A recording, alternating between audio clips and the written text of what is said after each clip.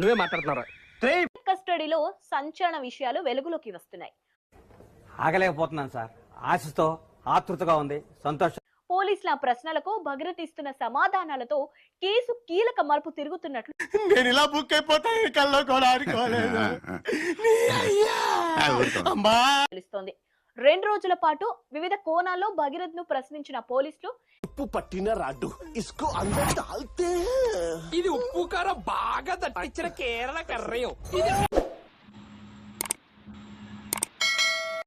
దోపిడీలు, మర్డర్లు, మోసాలు చేశారని స్వయంగా ఒప్పుకుంటున్నాను. ప్రశ్నించడంతో తప్పక నోరు తెరవాల్సి వచ్చినట్లు తెలుస్తోంది.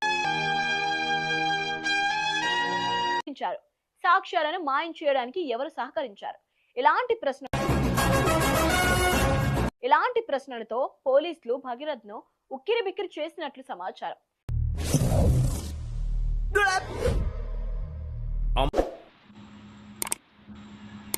కేసు రోజుకో మలుపు తిరుగుతోంది.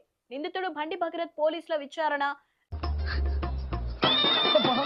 కూకట్పల్లి డీసీపీ రితిరాజ్ పర్యవేక్షణలో జరిగింది. కోర్టు అనుమతి ఇప్పుడు చెప్పవయ్యా అసలు ఏం జరిగింది?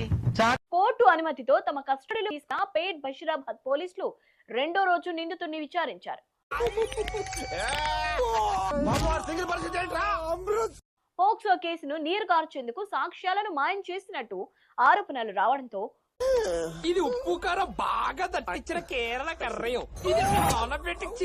బాధితురాలి కుటుంబ సభ్యులు ఇచ్చిన ఫిర్యాదులో భగీరథ్ స్నేహితుల పేర్లను కూడా ప్రస్తావించారు.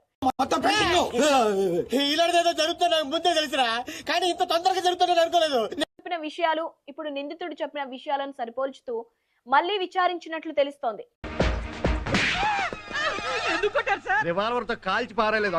నిందితుడిపై కేసు నమోదు కాకనే అతడి ఫోన్ ఫార్మేట్ అయినట్టు నేను ఇలా బుక్ అయిపోతాను కల్లో కూడా అనుకోలేదు. పోలీసులు ఆ సమాచారాన్ని సేకరించి అందుకు గల కారణాలను ఆరా తీసి ఆ మేరకు కేసులో సెక్షన్లను కూడా జోడించారంట. అవునా? నిజమా? రోజులు గడువు కోరుతూ భగీరథ్ ఈమెయిల్ ద్వారా సమాచారం పంపించాడు. ఆ ఈమెయిల్ పంపిందెవరు? నోటీసు ఇచ్చిన సమయంలో భగీరథ్ ఎక్కడున్నాడని ప్రశ్నించినట్లు సమాచారం. బాధితురాలి కుటుంబాన్ని భయభ్రాంతులకు గురి చేసిందెవరు?